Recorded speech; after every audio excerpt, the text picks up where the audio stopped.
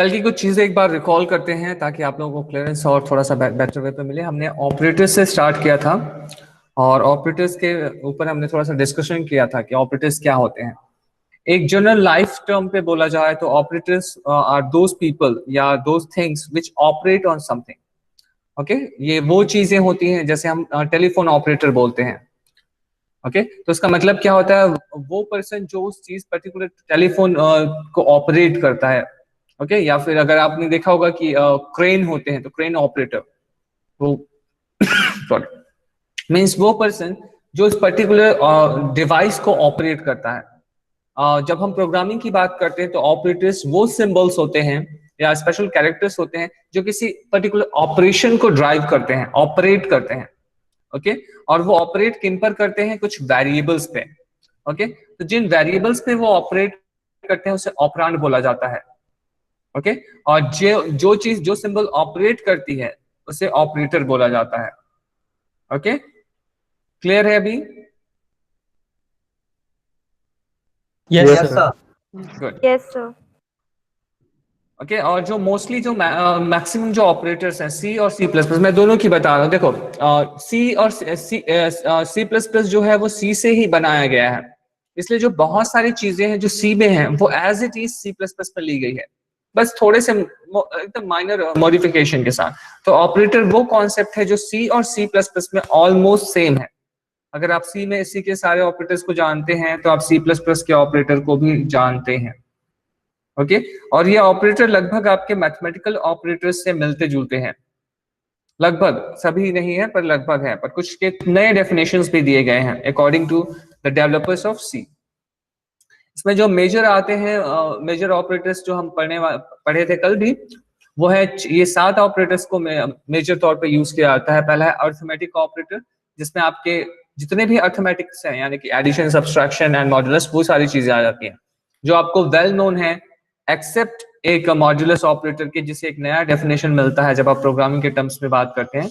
Otherwise अगर normal mathematics पे देखें तो इसे परसेंट ऑपरेटर बोला जाता है, पर यहाँ पे ये रिटर्न करता है रिमाइंडर को। ओके, और ओनली इंटीजर्स के लिए ही यूज हो सकता है ये। Okay, not for float. Next आते हैं इंक्रीमेंट एंड डिक्रीमेंट ऑपरेटर। जो आपका इंक्रीमेंट एंड डिक्रीमेंट ऑपरेटर है ये +1 का कॉन्सेप्ट है, एक तरह से काउंटर क्रिएट करता है, काउंटर वेरिएबल क्रिएट करता है जो आपको हर टाइम जब भी वो चलता है उस पर्टिकुलर वैल्यू पे आपको 1 ऐड करके देता है। Okay, the next one is relation operator. ये एक रिलेशन बताता है, ये भी बाइनरी ऑपरेटर्स, कुछ ऑपरेटर्स इसमें बाइनरी होंगे और कुछ आपके यूनरी होंगे। ओके, कल हमने इसके बारे में डिस्कस किया था कि आपके कुछ ऑपरेटर्स आपके बाइनरी होंगे और कुछ यूनरी होंगे।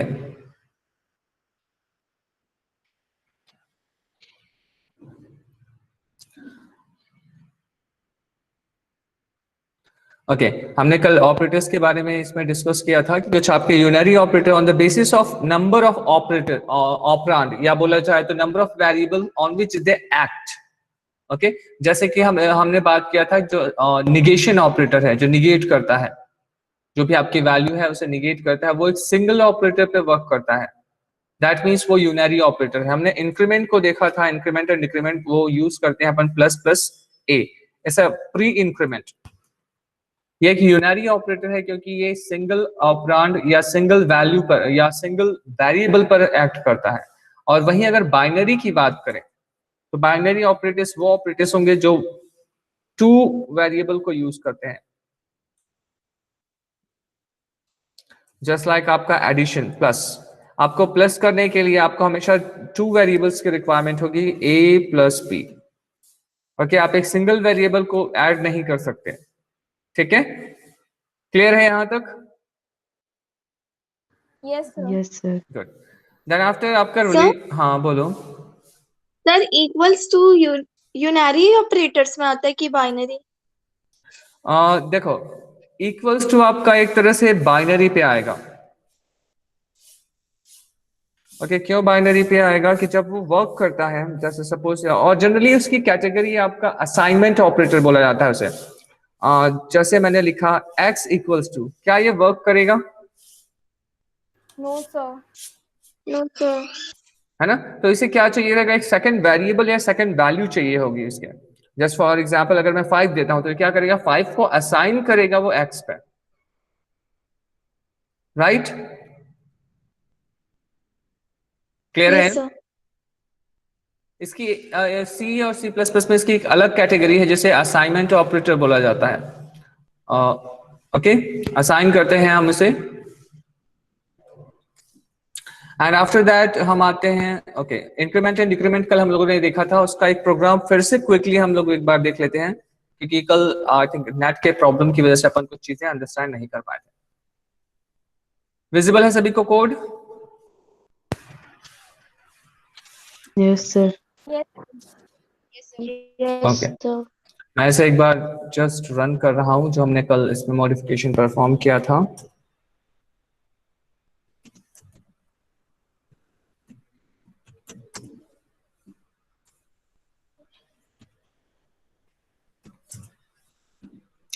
देखिए कल हम लोगों ने उसके नॉर्मल सीक्वेंस पे बात किया था, आज हम उसे पोस्ट को पहले कर रहे हैं फिर प्री उसे परफॉर्म कर रहे हैं।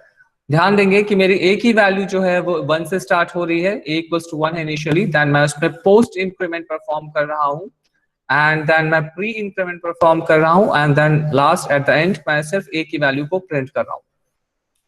इधर आते हैं, मैं ए की वैल्यू मैंने एज इट इज प्रिंट की, that's good.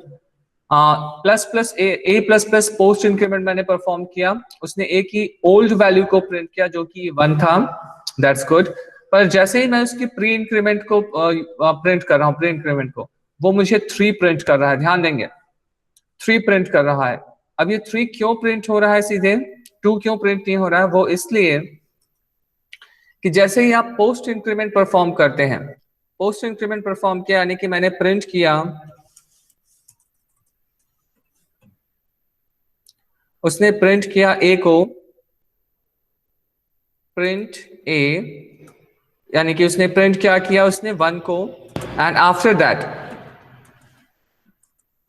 Increment it by 1। सो जैसे ही वो आफ्टर दैट उसे 1 उसने प्रिंट किया, और उसके बाद जब वो ए को इंक्रीमेंट करता है बाय 1, तो ए की वैल्यू नेक्स्ट लाइन पे हो जाती है इक्वल्स टू 2। और क्योंकि नेक्स्ट लाइन पे मैं फिर प्लस प्लस ए कर रहा हूं, तो जब वो प्लस प्लस ए करने पहुंचता है तो उसे तब तक ए की वैल्यू क्या मिलती है, वो करता है 1 + 2, और इसलिए उसे उसी लाइन पे मिल जाता है a इक्वल्स टू 3, इसलिए वो प्रिंट करता है print a equals to 3।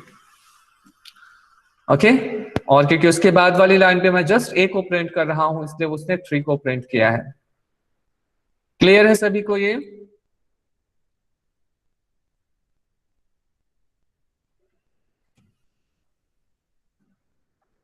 Yes, sir.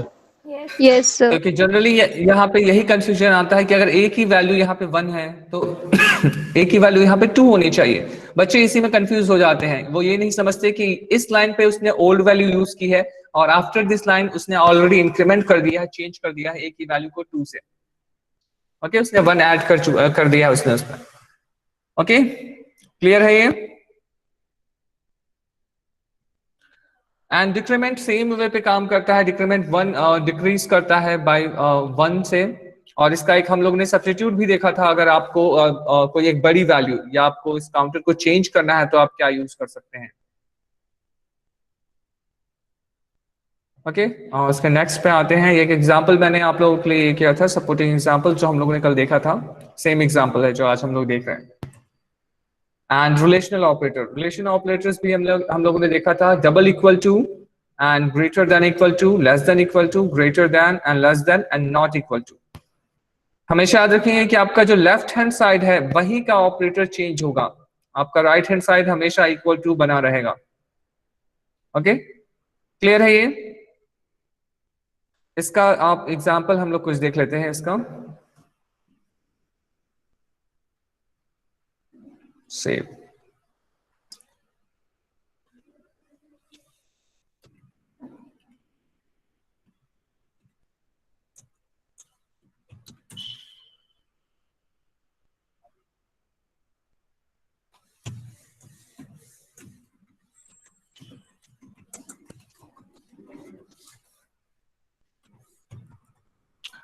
मैं फर्स्ट लाइन क्या रहेगा मेरा,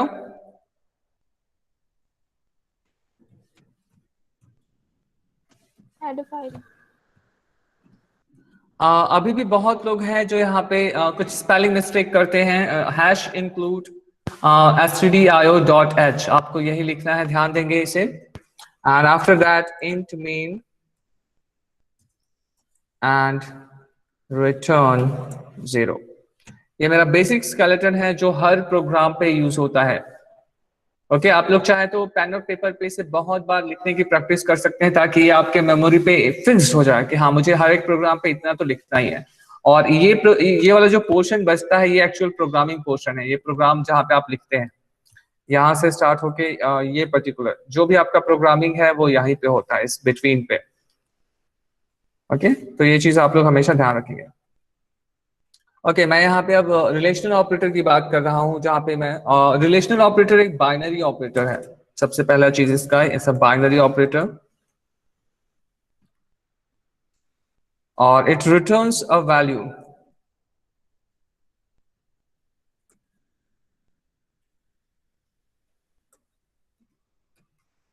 ये एक बाइनरी वैल्यू रिटर्न करता है जहां पे आपको मिलता है ट्रू के लिए ये 1 रिटर्न करता है एंड फॉल्स के लिए ये 0 रिटर्न करता है। ओके अब देखते हैं कैसे रिटर्न कैसे करता है और क्या है इसके फंक्शंस। ओके मैंने एक 3 वेरिएबल्स मैंने लिए हैं, a और equals to 5 and b equals to 4 sorry c।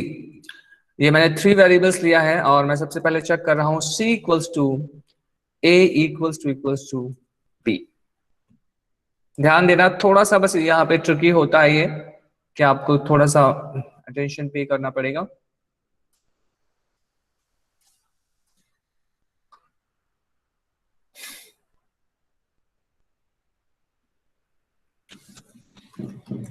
Okay और मैं इस लाइन के बाद मैं प्रिंट कर रहा हूं print f slash n c equals to %t and then c। Okay C को मैं यहाँ पे प्रिंट कर रहा हूँ, मैं इसे चला के देखता हूँ। Clear g++ relation2.c successfully run हो चुका है और कंपाइल हो चुका है और मैं इसे अब रन करता हूँ। Okay c equals to 0। कोई बता सकता है c इक्वल्स टू 0 क्यों प्रिंट कर रहा है वो? क्योंकि false आया था। Because both are not equal. False. Good, क्योंकि वो दोनों वैल्यूज इक्वल नहीं है इसलिए उसने जो रिटर्न किया है वो फॉल्स है।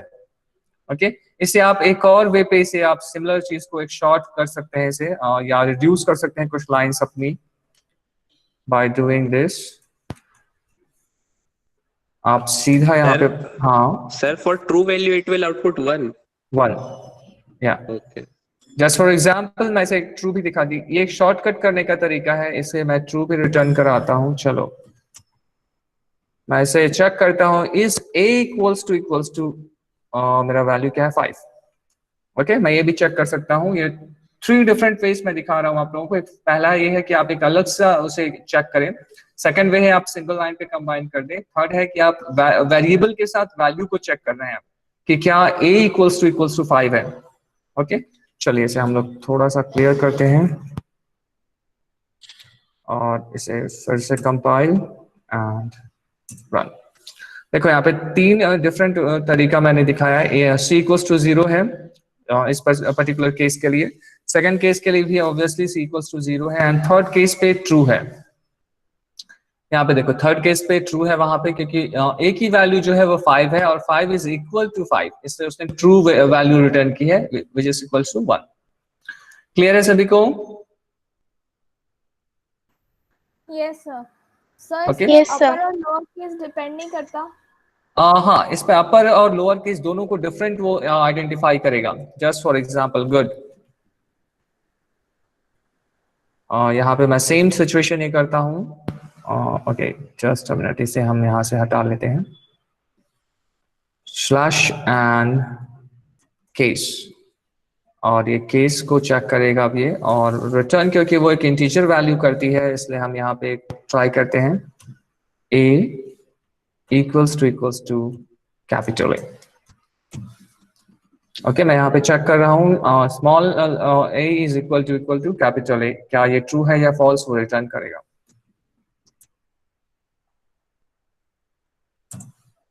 Compile and run. देखो उसने रिटर्न किया 0। विजिबल है सभी को, k इज इक्वल्स टू 0, क्योंकि उसके लिए दोनों चीजें इक्वल नहीं है। जस्ट फॉर यहाँ से देखो, जैसे मैं होवर करता हूँ इसके ऊपर, वो दिखाता है a equals to 97, integer value उसकी वो शो कर रहा है। और जैसे मैं यहाँ आता हूँ, उसकी इंटीजर वैल्यू है 65। सो 65 इज नॉट इक्वल टू 97। और किसी को कुछ डाउट है इस पे, या किसी कोई और ऑप्शन टेस्ट कर? Asking about this C in the printf part. So you have written uppercase C is equals to percentage D. So that I was asking. Okay, can you repeat your question beta once again? So I was asking about the C, uppercase C in the printf line.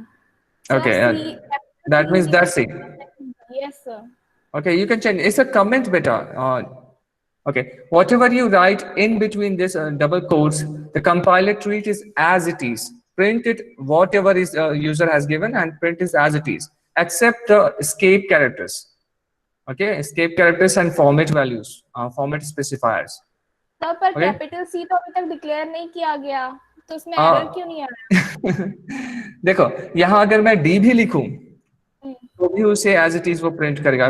अभी मैंने बताया कि जो भी चीजें आप double coat के अंदर देते हैं वो उसे take it and print it समझता है, कि जो भी वहां पे है वो उसे लेगा और उसे एज इट इज प्रिंट कर देगा, एक्सेप्ट एस्केप कैरेक्टर्स एंड जो आपका फॉर्मेट स्पेसिफायर्स है।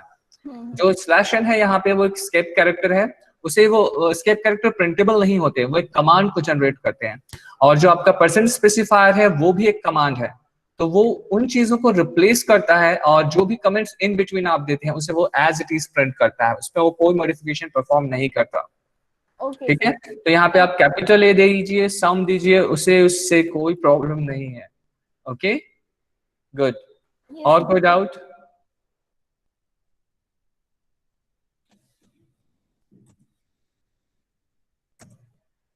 सर इक्वल्स टू मीन क्या रहता है? देखो इक्वल्स टू एक कंपैरिजन परफॉर्म करता है, वो कंपेयर करता है कि उसकी लेफ्ट हैंड वैल्यू इक्वल है क्या, left hand value is equal to right hand value. देखो हुआ क्या कि जब जैसे आप अपर ये पे जाएंगे, अपर प्रोग्राम लैंग्वेज पे, तो वहां एक फंक्शन असाइंड है इज इक्वल टू। पर यहाँ पे जब सी को बनाया गया तो उन्होंने सोचा कि हम चेक कैसे करें कि हमारी left value equal to right value, क्योंकि जब अगर आप ऐसे करते हैं ए इक्वल्स टू बी, तो ये क्या करता है, बी की वैल्यू को ए में असाइन कर दे रहा है, वो चेक नहीं कर रहा है। तो उन्होंने एक नया ऑपरेटर यहाँ से डिस्कवर किया, हम डबल इक्वल टू को यूज करेंगे। यहाँ पे होगा क्या कि वो चेक करेगा कि क्या राइट हैंड वैल्यू आपकी इक्वल टू है लेफ्ट हैंड वैल्यू से, और अगर ट्रू होगा, दोनों इक्वल होंगे, तो उसे आपको ट्रू रिटर्न करेगा, और अगर फॉल्स होगा तो वो 0 रिटर्न करेगा। Okay okay sir. और किसी को किसी तरह का डाउट? Sir line 25 sir. हाँ हाँ बोलो।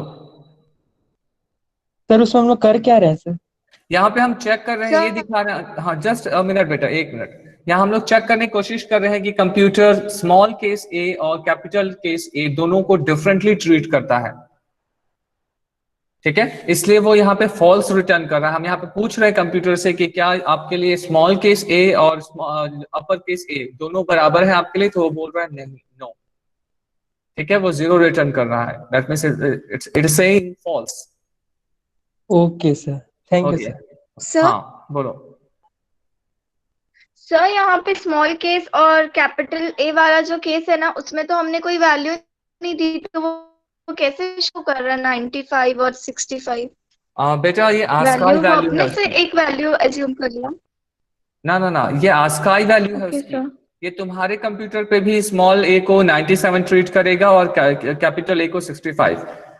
ठीक है, जैसे मैं उसे कैरेक्टर कंपैरिजन के लिए देता हूं, देखो हमने पहले भी मैंने बताया था कि आपका जो भी कीबोर्ड का की है, जो अब आप उसे प्रेस करते हैं तो कंप्यूटर कोई भी कैरेक्टर को नहीं पहचानता, वो सिर्फ बाइनरी वैल्यू को जानता है, और इसीलिए सारे कैरेक्टर्स को एक इंटीजर वैल्यू दिया गया है, और उन इंटीजर वैल्यूज को बाइनरी में कन्वर्ट करके मशीन को दिया जाता है।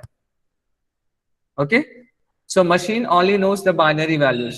और अगर आप किसी कैरेक्टर का अगर आपको बाइनरी कन्वर्ट करना है तो इट इज मस्ट कि आप उस कैरेक्टर को किसी एक नंबर से एसोसिएट करें, और वो नंबर यूनिवर्सल होना चाहिए। ताकि सभी कंप्यूटर पे वो सेम उस पर्टिकुलर कैरेक्टर को रिप्रेजेंट कर सके। ओके, इसी को ही उसका आस्काई वैल्यू बोला जाता है, American standard code of information interchange. Yes. किसी को और कोई डाउट है इस पे? क्योंकि आती हैं बहुत सारे डाउट्स आते हैं यहाँ पे आप लोगों को सॉरी। सर ये हाँ बोलो। 27 लाइन में, सर ये 27 लाइन में ये स्लैश एन क्यों लिखा है खाली? देखो होता क्या है, अगर मैं ये वाला लाइन प्रिंट ना करूं तो वो मेरा जो ये कमांड वाला जो लाइन है, जो मेरा आउटपुट है, उसे वो लाल भाई उसी लाइन से वो प्रिंट करना स्टार्ट करता है। ओके, मैं दिखा रहा हूं इसे, मैं इसे कमेंट करता हूं पहले। और मुझे जो आउटपुट है वो क्लियर देखना ज्यादा पसंद है, कि मुझे वो चीजें क्लियरली विजिबल हो। ये मैंने कंपाइल किया और ये मैंने रन किया। देखो जो मेरा केस 0 प्रिंट हो रहा है यहाँ पे, और उसके बाद ही उसने अपना कमांड का जो भी प्रॉम्प्ट कमांड का ये है वो चीजें अपनी प्रिंट करना स्टार्ट कर दिया। क्योंकि मुझे फिर यहाँ पे डिफरेंशिएट करने में प्रॉब्लम होता है कि मेरा एक्चुअल आउटपुट क्या है और इसका लाइन कौन सा है, इसलिए मैं उसे एक एक्स्ट्रा न्यू लाइन देता हूँ, ताकि जब भी मेरा प्रोग्राम का लास्ट लाइन प्रिंट हो उसके बाद एक नया लाइन जनरेट हो, और उसके बाद से मेरा जो कमांड का जो भी कमांड के जो एड्रेसेस हैं वो प्रिंट हो। ओके, इससे मेरा जो आउटपुट है वो बेटर वे पे फॉर्मेटेड हो जाता है। आप चाहे तो 2 और लाइन यूज कर सकते हैं, ये आप पर डिपेंड करता है कि आप कितना क्लियरली विजिबल उसे बनाना चाहते हैं, इससे कोई फर्क नहीं पड़ता उसको। Okay sir. ठीक है, ये ताकि मेरा जो एक्चुअल मेरा जो मेन मोटिव होता है वो ये होता है कि मेरा एक्चुअल जो आउटपुट आ रहा है उसे मैं क्लियरली विजिबल हो और अंडरस्टैंडेबल हो। ठीक है, ओके सर। गुड। किसी को और किसी तरह का प्रॉब्लम? सर हाँ बोलो। सर अगर स्मॉल ए का वैल्यू हम लोग कैपिटल ए के एस्काई वैल्यू के इक्वल रख देंगे तो क्या होगा? Very good question. पर वहां पे जो मेरा ए है वो एक वेरिएबल बन जाएगा, वहां पे वो कैरेक्टर नहीं रहेगा। जस्ट फॉर एग्जांपल मैंने जो ए है उसको 65 कर दिया, अब यहाँ से मुझे ये हटाना पड़ जाएगा, मुझे उसे एक वेरिएबल बनाना पड़ जाएगा। वहां पे मैं अब ए को एज ए कैरेक्टर ट्रीट नहीं करा सकता। ठीक है, अब देखो इसका आंसर अब इक्वल टू आएगा। Good question. ये देखो उसने ट्रू रिटर्न किया, क्यों? क्योंकि देखो अब यहाँ पे ए एक कैरेक्टर नहीं रह गया, वो एक अब इंटीजर वेरिएबल है। ओके, जिसकी वैल्यू 65 है और ये एक कैरेक्टर है। ठीक है, जिसका एक इंटीजर जब वो कन्वर्ट करता है तब 65 होता है। क्लियर है अब? Yes sir. ठीक है, देखो अगर मैं सिंपल एग्जांपल मैं देता हूं अगर मैं प्रिंट करता हूं print f slash n and value of a equals to percentage d, मैं थोड़े टाइम के लिए इसे 65 से चेंज करता हूं ताकि क्लियरली डिफरेंस पता चले। मैंने ए की वैल्यू 60 कर दी है और मैं यहाँ पे ए की वैल्यू को प्रिंट कर रहा हूं। ओके, और सेम लाइन ऑफ कोड मैं एक बार और रिपीट करता हूं, control C and control P, और यहाँ पे मैं ए की जगह पे इसे कैरेक्टर ए बना दे रहा हूं। देखो डिफरेंस मैं यहाँ पे खुद क्रिएट कर रहा हूं, यहाँ पे मैंने सिर्फ ए की वैल्यू को प्रिंट कर रहा हूं और यहाँ पे मैं कैरेक्टर ए की वैल्यू को प्रिंट कर रहा हूं। डिफरेंस समझ आ रहा है सभी को? Yes sir. ठीक है, अब देखते हैं Yes, sir. इसकी वैल्यूज क्या प्रिंट होती है। देखो एक जगह पे उसने जो वेरिएबल है, जो मेरा ए वेरिएबल है, उसकी वैल्यू को पहले प्रिंट किया, और सेकंड प्लेस पे उसने क्या किया, जो कैरेक्टर ए है उसका जो आस्काई वैल्यू है उसने वो प्रिंट किया। ओके, तो डिफरेंस समझ आ गया आप लोगों को कि जब आप सिंपल ए ट्रीट करते हैं उसे तो वो आपका वेरिएबल को अंडरस्टैंड करता है, और जब आप उसे सिंगल कोट्स पे लिखते हैं तब उसे वो एज अ कैरेक्टर ट्रीट करता है। क्लियर है सभी को? Yes sir. Yes sir. और कोई डाउट? ओके, आगे बढ़ते हैं, अभी आगे और भी डाउट्स आएंगे। ओके, हाँ यहाँ पे आप इक्वल टू यूज कर सकते हैं, greater than equal to use कर सकते हैं, less than equal to use कर सकते हैं, और ग्रेटर देन है, लेस देन है, एंड नॉट इक्वल टू है। चलो एक बार नॉट इक्वल टू भी देखते हैं अपन, कैसे नॉट इक्वल टू आपको यूज करना है। अब यहाँ पे आप देखो, अब इसी प्रॉब्लम को मैं एक बार फिर से मैं यहाँ पे ले रहा हूँ, क्योंकि मैंने ए की वैल्यू को चेंज कर दी है 60 से, और यहाँ पे सॉरी,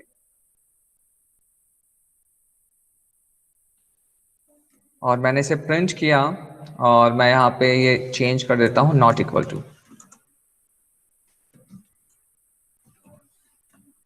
ओके, और यहाँ मैं नॉट इक्वल टू का साइन है एक्सक्लेमेशन मार्क और इक्वल टू।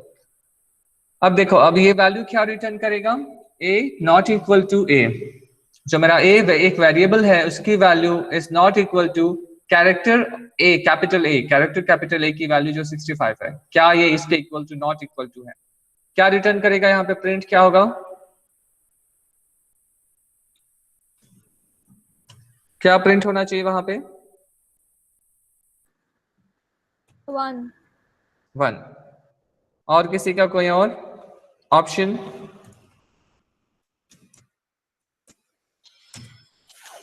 ओके, चलो हम इस सिंगल ऑप्शन के साथ चलते हैं, एंड इट्स 1। ठीक है, क्योंकि देखो अब यहाँ पे 1 इसलिए प्रिंट हो रहा है क्योंकि a is not equal to a। जो वैल्यू ऑफ a है वो 65 है, 60 है, और 60 is not equal to 65।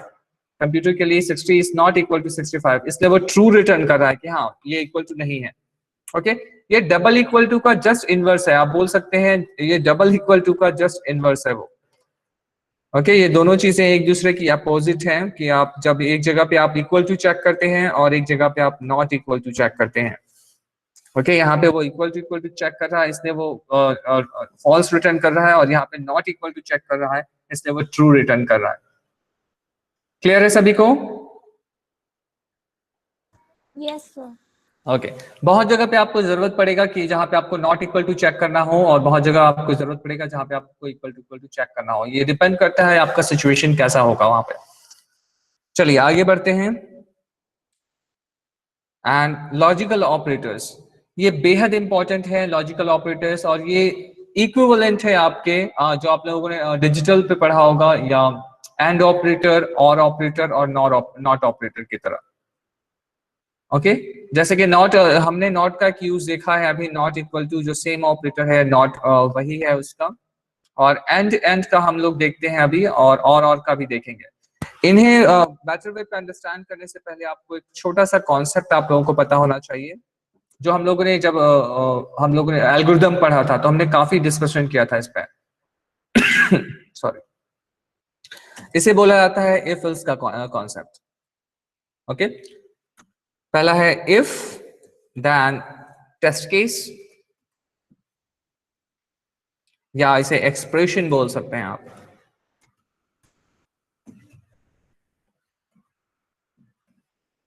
Expression, and then the body, और ये ट्रू वैल्यू होगी इस पे, ट्रू सेक्शन,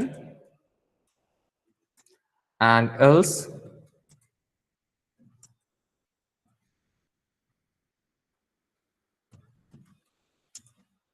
फॉल्स सेक्शन। सभी को याद है, हम लोगों ने पढ़ा था जब हम एल्गोरिथम पढ़ रहे थे, तो हम लोग यूज करते थे कि इफ एंड देन एक्सप्रेशन, और ट्रू हुआ तो ये सेक्शन आएगा, एंड फॉल्स होगा तो ये सेक्शन आएगा।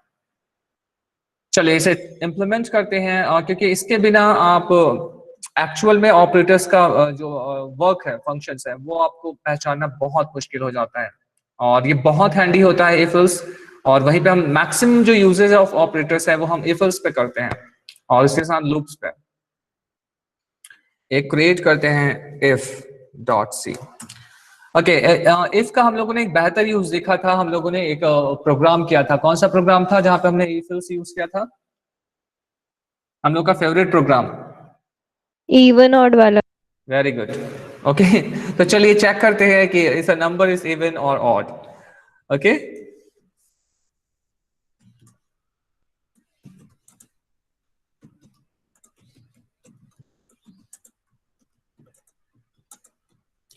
ओके, अब इसके स्टेप्स सभी को याद होने होंगे होगा, और आप लोग मुझे अब बताते जाएंगे कि मैं अब नेक्स्ट क्या करूं। कौन सा स्टेप आएगा इसके बाद?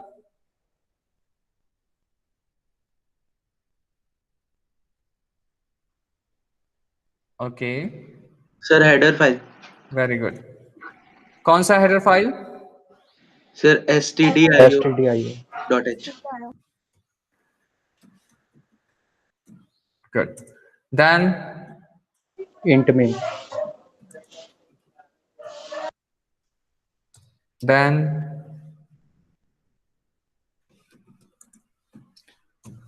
ठीक है। अब ऑब्वियसली मेरे पास प्रॉब्लम है और मेरे पास स्केलेटन है, ये दो चीज सॉरी, ये दो चीजें मेरे पास अवेलेबल हैं और अब मुझे उस प्रॉब्लम का एनालिसिस क्रिएट करना है, एक तरह से उस प्रॉब्लम को स्प्लिट अप करना है स्टेप्स पे कि मेरे पास क्या क्या होना चाहिए। फर्स्ट थिंग है कि मेरे पास एक नंबर मुझे मिलना चाहिए और इस नंबर को स्टोर कराने के लिए a number and variable to store it. Okay, first thing first, तो मैं अब उसके लिए एक नंबर क्रिएट करता हूं int और मैं उसे नाम देता हूं num। ओके, अब मेरा क्योंकि मुझे एक नंबर चाहिए, ओके नंबर चाहिए तो मुझे यूजर से एक नंबर लेना होगा। ओके, सेकंड स्टेप है ask user for number. Okay, अब मैं यूजर से नंबर के लिए आस्क करता हूं and which is print f /n hello please enter a number। Clear है लाइन? एंड इसके बाद मैं रीड करता हूं कि उसने क्या एंटर किया है और मुझे रीड करना है उसे एज अ इंटीजर एंड मुझे उसे स्टोर कराना है एड्रेस ऑफ नम पे। ओके, जो भी वैल्यू मुझे यूजर देता है मैं उसे स्टोर कराऊंगा एड्रेस ऑफ नम पे। एंड आफ्टर दैट मेरे पास इस लाइन के बाद मेरे पास नंबर आ चुका है एंड द नेक्स्ट स्टेप जो मेरा आएगा थर्ड नंबर का स्टेप, चेक डिविजिबिलिटी बाय, क्योंकि वो इवन है तो अगर मैं डिविजिबिलिटी चेक करता हूं तो मुझे वो चेक करना है। डिविजिबिलिटी चेक करने के लिए कौन सा ऑपरेटर यूज करना पड़ेगा मुझे? Modulus. Okay good, mod operator which is percentage sign। Okay, अब मैं यहाँ पे और ऑब्वियसली मुझे अब यहाँ पे if else का एक सिंटैक्स यूज करना पड़ेगा। मैं यूज करता हूँ if and num mod 2। अब कौन सा ऑपरेटर अब मैं यूज करूंगा?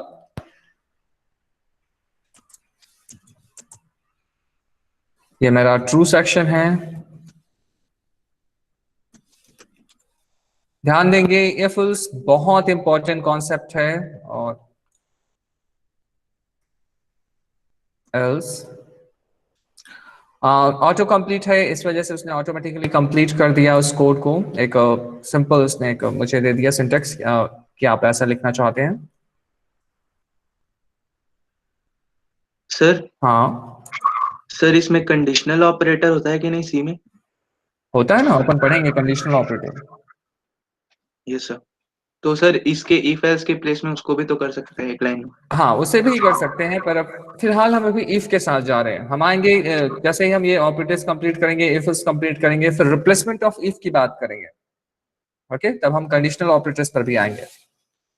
ठीक है, यस सर। पर कंडीशनल ऑपरेटर कॉम्प्लेक्स हो जाता है जब आपको एक से ज्यादा लाइन पर कोई ऑपरेशन परफॉर्म करना है। वो एक सिंगल लाइन ऑफ स्टेटमेंट या शॉर्ट ऑपरेशन के लिए बस बेटर है। ठीक है, अदरवाइज वो कॉम्प्लेक्स है, बहुत ज्यादा कॉम्प्लेक्स हो जाता है क्योंकि उसकी बॉडी सिंगल लाइन होती है। आएंगे अपन उस पर भी, पर अब फिलहाल हम इफ के साथ चल रहे हैं। Okay, if num mod 2 equals num mod 2 and मैं कौन सा ऑपरेटर यूज करूंगा यहाँ पे? Relational operator equals to 0। ठीक है, अब यहाँ पे होगा क्या, जो उसका ऑपरेशन है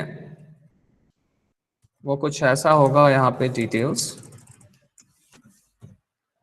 जो सिस्टम है वो क्या करेगा, वो num की वैल्यू लेगा। सपोज num की वैल्यू 4 है और वो पहले ऑपरेशन परफॉर्म करेगा 4 mod 2 और उससे उसे एक रिटर्न मिलेगा। इस पर्टिकुलर ऑपरेशन से रिटर्न आएगा उसके पास 0। देन आफ्टर दैट वो चेक करेगा इज 0 इज इक्वल टू 0। अब ये एक अलग एक्सप्रेशन होगा और यहाँ से उसे आउटपुट मिलेगा ट्रू। क्लियर है कि ये एक सिंगल लाइन ऑफ स्टेटमेंट कैसे कॉम्प्लेक्स है? कि सबसे पहले ये वाला ऑपरेशन परफॉर्म होगा एंड आफ्टर दैट ये वाला ऑपरेशन।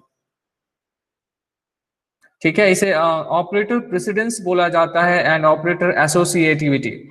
ये हम आगे जब हम पूरा ऑपरेटर खत्म कर लेंगे तब हम एक चार्ट के बारे में पढ़ेंगे जहां से आपको क्लियरेंस मिलेगा कि अगर किसी एक्सप्रेशन पे मल्टीपल ऑपरेटर्स हैं तो कौन सा ऑपरेटर पहले एग्जीक्यूट होगा। इट्स जस्ट लाइक बॉड मास जो आप लोगों ने मैथ्स में पढ़ा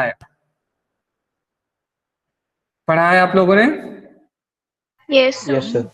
कि Yes. पहले मल्टीप्लिकेशन परफॉर्म करते हैं, देन एडिशन, देन सब्सट्रैक्शन, उसके बाद हम असाइन करते हैं, ना कि पहले एडिशन सब्सट्रैक्शन और उसके बाद हम मल्टीप्लिकेशन। ओके हाँ, और वहां पे जैसे मैथमेटिक्स, हाँ बोलो। अगर अपन चाहते तो एक और वेरिएबल लेकर भी इसको सॉल्व कर सकते हैं ना रिमाइंडर के लिए। बिल्कुल बेटा, यहाँ पे एक और वेरिएबल तुम लोग ले सकते हो, वो तुम पर डिपेंड करता है। जैसे सपोज आर मैंने ले लिया और मैंने आर को यहाँ पे कैलकुलेट कर लिया, R equals to num mod 2। Okay, उसके बाद मैं यहाँ पे सिंपल आर को मैं प्लेस कर सकता हूँ। ठीक है, यस पर देखो, पर इससे जो प्रॉब्लम ये आ रही है कि इससे सब चीजें सही हैं, पर जो मेरा आर का एक एक्स्ट्रा स्पेस क्रिएट हो रहा है मेमोरी पे, ठीक है, वो मेरे लिए कॉस्ट फैक्टर को इंक्रीज कर रहा है। क्योंकि जहां पे मुझे 4 बाइट्स की रिक्वायरमेंट होती थी सिर्फ नंबर को स्टोर करने के लिए, अब मुझे वो 8 बाइट्स की रिक्वायरमेंट होगी। ओके, क्योंकि अब मुझे आर को भी मेमोरी पे स्टोर करना पड़ेगा, राइट? क्लियर Yes, है? ओके, तो इसलिए हम जनरली हम अवॉइड करते हैं कि हम मिनिमम वेरिएबल के साथ क्यों ना ऑपरेशन परफॉर्म करें, ताकि हमारा जो सिस्टम है उस पर ओवरलोड ना हो।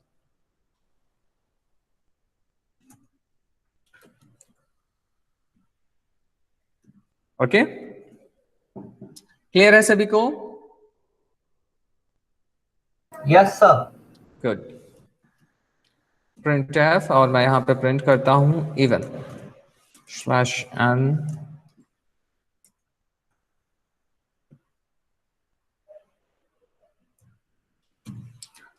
एंड यहाँ पे हम प्रिंट करते हैं फॉल्स पे ऑड।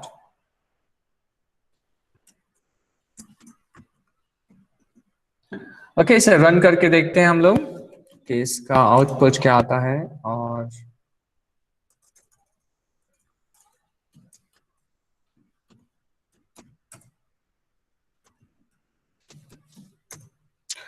देखो, hello please enter a number. Okay, मैं एंटर करता हूँ एक नंबर 45 और वो मुझे बताता है ऑड। ओके, क्या मैं ये बोल सकता हूँ कि अब मेरा प्रोग्राम इंटेलिजेंट हो गया है, कि वो मुझे ये बता सकता है डिसीजन लेकर कि हाँ ये चीज आपने ट्रू एंटर की है और ये चीज इवन है, ये चीज ऑड है। ऐसा काइंड ऑफ मेरा एक सिंपलेस्ट एक बॉट बोल सकते हैं जो मुझे इवन और ऑड नंबर को डिटेक्ट करता है। क्या मैं बोल सकता हूँ ऐसा?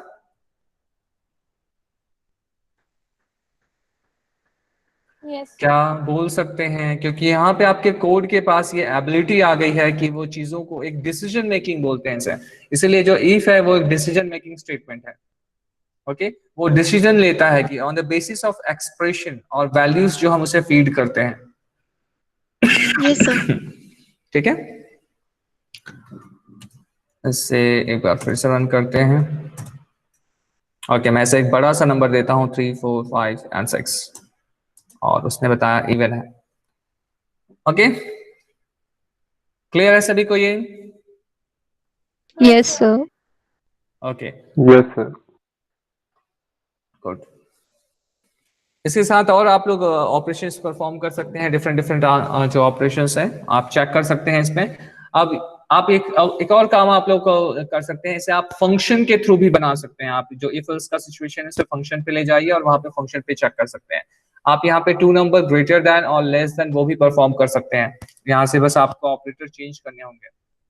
ओके, आप चेक कर सकते हैं कि जो यूजर ने इनपुट, आप ये भी बना सकते हैं क्या यूजर ने सही कैरेक्टर इनपुट किया है। एक गेम आप क्रिएट कर सकते हैं कि आप उससे एक रैंडम एक कैरेक्टर एक जनरेट करिए, एक रैंडम कैरेक्टर। आप सपोज मुझे यहाँ पे मैंने ए ले लिया, अब मैं यूजर से बोलता हूँ कि आप एक कैरेक्टर एंटर करो।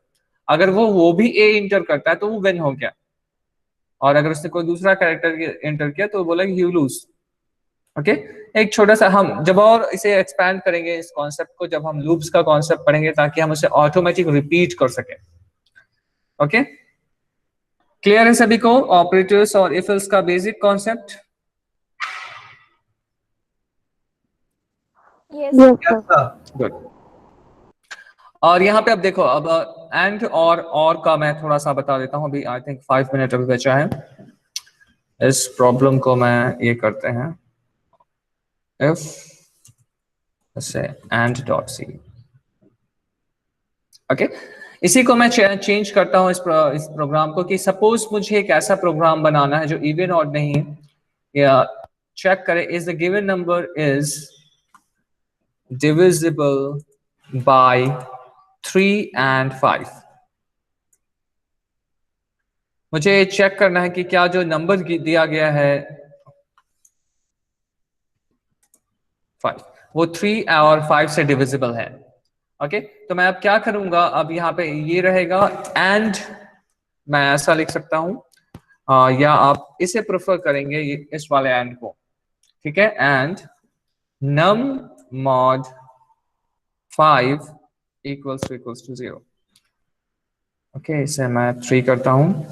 ओके, इसका मतलब ये होगा कि वो पहले इसे सॉल्व करेगा और इससे जो भी आउटपुट आएगा, और इसके बाद इसे सॉल्व करेगा, उससे जो भी आउटपुट आएगा उसे वो एंड करके देखेगा। और एंड का कॉन्सेप्ट हम लोगों ने देखा था एक बार ट्रूथ टेबल की तरह, याद है? Yes sir. and 1 equals to 1। 1 okay, 1 and 0 equals to 0 0 and 0 and 0 equals to 0 and 0 and 1 equals to 0। एक तरह से मल्टीप्लिकेशन ऑपरेटर की तरह काम करता है, जहां पे आपके दोनों डिसीजंस को मल्टीप्लाई करके एक नया डिसीजन वो क्रिएट करता है। ओके, दैट मीन्स ये ट्रू तभी हो सकता है ये प्रिंट जब ये दोनों एक्सप्रेशंस, यहाँ पे दो एक्सप्रेशन है, पहला एक्सप्रेशन और दूसरा एक्सप्रेशन, दोनों की वैल्यू ट्रू रिटर्न हो। ठीक है, इसके साथ और भी एक्सपेरिमेंट्स परफॉर्म करिए आप लोग, और जो भी डाउट आता है वो ग्रुप पे शेयर करिए, और तब भी अगर नहीं होता तो अपन इसे नेक्स्ट क्लास में अंडरस्टैंड करेंगे। होप कि आज की क्लास आप सभी को क्लियर होगी।